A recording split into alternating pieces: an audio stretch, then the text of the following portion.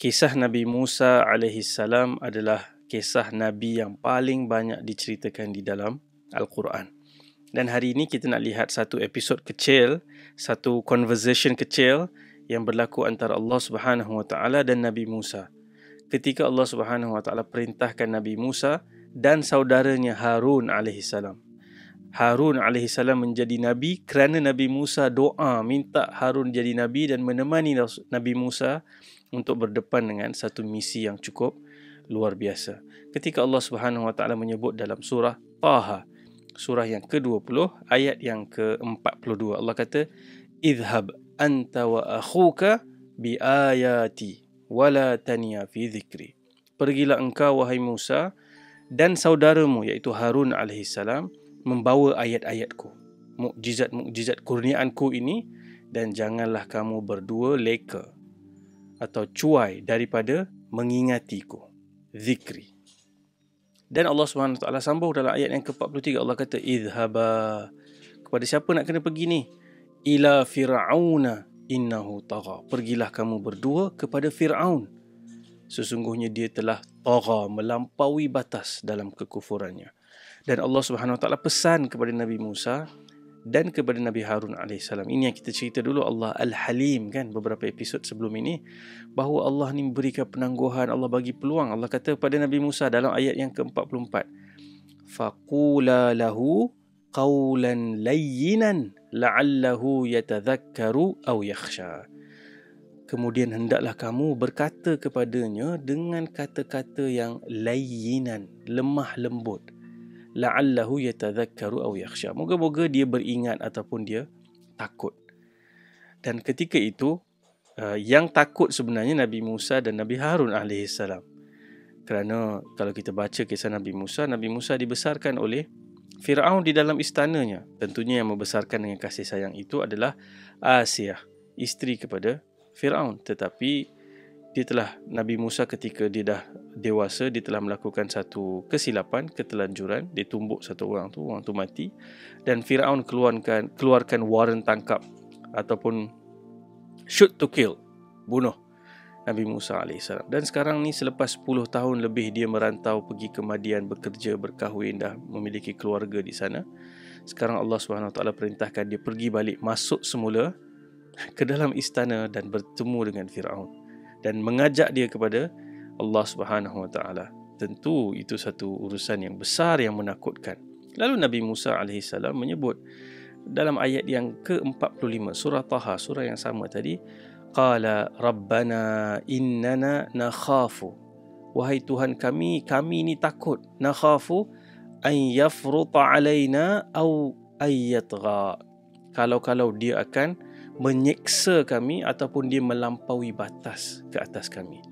Dan waktu itu Allah Subhanahu Wa Taala bagi satu ungkapan semangat. Ni kalau kita baca ni pun, kalau kita ada misi yang besar yang mencabar, kita rasa seperti dapat boost motivation dan courage. Allah kata, qala la takhafa, jangan kamu takut, innani ma'akuma asma'u wa ara, sesungguhnya aku sentiasa bersama dengan kamu, aku mendengar dan aku melihat segala-galanya. Jadi di sini kita lihat Allah Subhanahu Wa Taala menyebut Allah mendengar dan Allah melihat. Dan bayangkan Nabi Musa dan Nabi Harun pergi ni challenging ni, tak tahu apa akan berlaku, dan dia, siapa yang menemani, siapa yang melindungi, siapa yang sentiasa mendengar dan melihat? Allah Subhanahu Wa Taala akan sentiasa bersama dengan misi mereka. So hari ini kita akan bincangkan nama Allah As-Sami' dan juga Al-Basir. Ringkasnya, Allah Maha mendengar, Allah Maha melihat. As-Sami' daripada huruf akar sin, mim dan ain yang membawa erti mendengar dengan penuh perhatian. It's like really listening to. Sebab hari ini kadang-kadang kita dengar, kebanyakan masa kita dengar dalam keadaan kita tak mendengar pun sebenarnya. We don't pay attention. Dan dalam konteks Allah Subhanahu Wa Taala, Allah mendengar semua perkara, jauh melangkaui apa yang manusia boleh dengar. Ada banyak makhluk-makhluk yang Allah Subhanahu Wa Taala ciptakan di sekeliling kita ni yang sebenarnya ada bunyi dan ada suara, tapi manusia tak dapat dengar. Allah dengar semua itu. Allah dengar semua level of frekuensi. Kan kita ada frekuensi yang terlalu kuat kita tak boleh dengar, atau yang terlalu rendah kita tak boleh nak dengar. Kalau terlalu kuat tu boleh pecah gegendang telinga kan. Tetapi Allah mendengar yang paling kuat, Allah mendengar yang paling perlahan, Allah bahkan mendengar bisikan yang halus. Kita mungkin bisik kat telinga kawan kita, yang itu pun Allah dengar. Apalagi Allah juga mendengar bisikan di dalam hati kita, yang kita rasa literally tak ada bunyi, tak ada noise, tapi Allah bahkan mendengar bisikan di dalam hati kita. Cuma Allah Subhanahu Wa Taala mendengar sama sekali tidak sama seperti manusia. Allah mendengar tanpa memerlukan apa yang manusia perlu untuk mendengar. Manusia perlukan alat, manusia perlukan organ seperti telinga. Allah Subhanahu Wa Taala tidak perlukan semua itu. Dan kalau kita lihat Al-Quran, Allah selalu menceritakan banyak doa-doa para nabi, doa-doa pejuang-pejuang orang-orang baik dalam ni, dan Allah ceritakan bagaimana Allah mendengar itu. Dan salah satunya kisah dalam surah Al-Mujadalah ataupun Al-Mujadilah, kan, kisah Khawlah binti Tha'labah radhiyallahu anha ketika berlaku konflik Khawlah dengan suaminya yang telah menziharkan dia. Zihar ni dia menyamakan Khawlah ni dengan ibu dia. Dalam konteks Arab Jahiliyah dulu, dia macam satu bentuk yang hina lah, untuk menghina si isteri, dan sebagai satu deklarasi dia tidak akan bersama dengan isterinya lagi sebab dia dah samakan dengan ibu dia. So waktu tu tak ada lagi syariat yang menyatakan apa sebenarnya status zihar ni, dia ni kira talak ke tak kira talak. So Khawlah binti Tha'labah pergi kepada Nabi SAW dan dia mengadu. Aisyah radhiyallahu anha cerita, dia duduk di bilik sebelah tu nak cuba dengar pun tak dapat tangkap dengan jelas. Tetapi Allah Subhanahu Wa Taala turunkan satu surah nama Al-Mujadalah ataupun Al-Mujadilah ini, dan Allah kata qad sami Allah telah mendengar komplain ataupun aduan daripada Khawlah binti Tha'labah.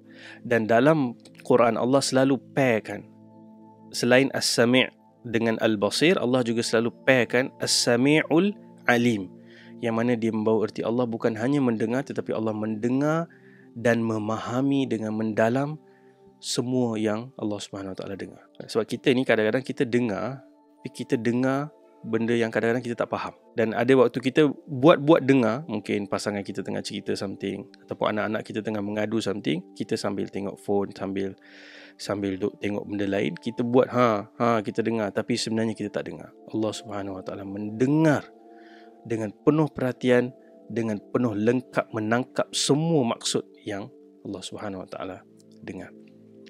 Sebab tu bimbang kalau manusia fikir Allah dengar macam manusia dengar. Allah kata laisa kamithlihi syai'. Allah Subhanahu Wa Taala tidak menyerupai satu apa pun, dan Allah Subhanahu Wa Taala Maha mendengar, Maha melihat. Dan kalau kita lihat fenomena ini, satu fenomena yang sudah merosakkan cara manusia berinteraksi hari ini, iaitu kita tidak mendengar dengan baik. Dan ini satu masalah yang besar. Dan ada satu buku yang saya nak cadangkan rakan-rakan cari, dan saya bila baca, saya rasa dia memberikan satu perspektif yang betapa teruknya hari ini kita hidup dalam keadaan we are not anymore listening. Tajuk buku dia adalah You Are Not Listening, What You Are Missing and Why It Matters. Ditulis oleh Kate Murphy. Buku ni boleh carilah di internet, ada di Script, ada, boleh baca, boleh dengar juga audiobook. Dalam buku ni dia cerita kita ni manusia hari ni, kita mengagungkan orang yang suka bercakap, yang pegang mic, yang duduk di atas podium, yang bagi ucapan, ataupun bila ada mesyuarat dia orang yang paling bising, paling loud. So dia ni, kita glorify orang-orang yang banyak bercakap.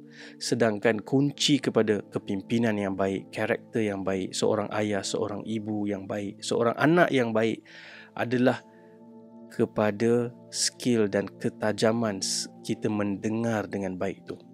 Be a good listener. Dan hari ni kita dengan distraction yang pelbagai ni, sehingga banyak perkara yang kita sepatutnya boleh belajar, kita sepatutnya boleh empathy dengan mendengar, kita tak dengar. Sebab tu ramai orang yang ada posisi, dia buat benda-benda yang tak berpijak di bumi yang nyata, kerana dia tak first seek to understand. Dengan apa? Dengan mendengar suara-suara orang yang mungkin di bawah tanggungjawab dia. Dan termasuk juga kita ada anak-anak, kita ada ibu dan ayah, kita nak tahu keperluan mereka, macam mana the best kita boleh serve mereka, we must first be a good listener. Itu yang kita kena belajar. Dan bayangkan Al-Quran turun pada zaman Nabi SAW adalah auditory experience. Mereka mendengar Al-Quran tu. Sebelum sekarang ni dominannya kita membaca, tetapi masih di dalam solat kita kena menjadi pendengar yang baik kalau kita nak ayat-ayat yang imam baca dalam solat tu berbekas di dalam hati kita. Bahkan sewaktu arak diharamkan secara berperingkat, salah satu peringkat tu adalah Allah kata jangan pergi ke masjid solat dalam keadaan kamu mabuk, sebab nanti kamu tak faham apa yang kamu dengar, apa yang dibacakan di dalam solat tu. Jadi ini satu perkara yang penting. Dan dalam Al-Quran, tentunya dengan masa yang begitu terhad ni, ada banyak doa-doa para Nabi. Nabi Ibrahim, Nabi Zakaria, Nabi Yusuf, yang Allah perlihatkan kepada mereka bagaimana Allah maha mendengar. Ada waktu kita tak terungkap pun permintaan dan hajat yang terbuku di hati. Tetapi tiba-tiba kita rasa macam kita duk fikir benda ni, tiba-tiba Allah bagi. Kerana Allah juga Al-Karim, kita ceritakan dalam episod pertama season kedua ni. Allah juga melangkaui. Kalau kita tak minta lagi pun, tapi Allah tahu, Allah dengar suara hati kita, bisikan-bisikan kecil dalam fikiran kita itu, dan Allah bagi. Dan sebab tu doa ni ada satu adab yang Nabi SAW ajar. Dalam Sahih Bukhari, dalam Sahih Muslim pun ada satu bab bahawa doa atau zikir ni kita sebut dengan suara yang perlahan. Kerana ada satu kisah yang diriwayatkan oleh Abu Musa, dalam satu perjalanan para sahabat berzikir dengan kuat, dan Nabi SAW kata, ayyuhan nas irba'u ala anfusikum, wahai manusia, cool down, be gentle, innakum laysa tad'una asamma wala ghaiban.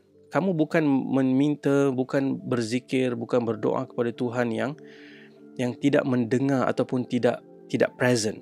Innakum tad'una sami'an qariban wa huwa ma'akum. Dan kamu sebenarnya berdoa dan berzikir kepada Tuhan yang sentiasa mendengar dan dekat. Wa huwa ma'akum, dan dia bersama dengan kamu. Okey. Kita dah ambil berapa masa hanya untuk As-Sami'. Kita tak cerita lagi Al-Basir. Al-Basir pula datang daripada huruf akar ba, sad dan ra. Secara umumnya maha melihat. Allah melihat setiap perkara yang tersembunyi, yang ada di bawah tanah, ada di 7 langit yang luas. Allah lihat dan tahu dan dengar semut yang berjalan di atas batu hitam. Semut tu dah hitam dah. Di atas batu hitam, di tengah malam yang gelap gelita. Allah dengar tapak kaki semut tu, dan Allah juga nampak dan lihat semut tu. Tidak ada apa pun yang tersembunyi daripada penglihatan Allah Subhanahu Wa Taala. Demikian juga tidak ada apa-apa pun yang tersembunyi daripada pendengaran Allah Subhanahu Wa Taala. Jadi dalam kurang 2 minit yang berbaki ni, yang pertama, kita perlu rasa semangat apabila kita tahu Allah sentiasa mendengar, Allah sentiasa melihat, untuk sentiasa kita bercakap dengan Allah Subhanahu Wa Taala dalam apa keadaan, di mana pun kita berada. Kadang-kadang kita rasa manusia tak dengar kita, kan? Kita mengadu, orang tak pay attention, orang tak bagi ruang untuk betul-betul dengar masalah kita. Tapi Allah Subhanahu Wa Taala dengar dan faham exactly 100% seperti mana kita rasa. Bahkan Allah lebih dalam daripada apa yang kita mampu ungkapkan dengan perkataan. Allah faham itu lebih dalam daripada keterbatasan perkataan yang kita pilih. Yang kedua, daripada kita rasa harapan itu, kita mesti juga imbangkan bahawa Allah mendengar dan melihat, menjadi penyokong kita dalam keadaan yang kita susah. Tapi Allah juga sentiasa melihat apa yang kita pertuturkan. Jangan kita ingat kita cakap mengumpat, kita maki orang dalam keadaan tertutup, senyap-senyap. Allah tidak tahu, Allah tahu. So pastikan kita jangan salah guna, ataupun kita ingat Allah Subhanahu Wa Taala tak dengar, lalu kita pun gunakan lidah dan telinga kita untuk tujuan-tujuan yang maksiat. Dan yang ketiga, lazimkan diri, biasakan diri mendengar dan melihat perkara-perkara yang saleh, perkara-perkara yang baik, yang suci, yang bersih. Sebab hari ini kita hidup di zaman yang mengindahkan perkara-perkara yang haram, sama dalam bentuk pendengaran ataupun apa yang kita lihat. Dan yang terakhir yang kita pesan tadi, jadilah seorang pendengar yang baik. Set masa, at least put down the device. Bila anak bercakap, isteri bercakap, suami bercakap, ibu dan ayah nak bercakap, pay full attention. Dengar dengan betul-betul memberikan perhatian. Dan dalam sirah ada kisah bagaimana Nabi juga seorang pendengar yang sangat baik, sehingga setiap orang rasa dia adalah orang yang paling Nabi sayang sebab Nabi bagi tumpuan penuh. Sekian, Assalamualaikum.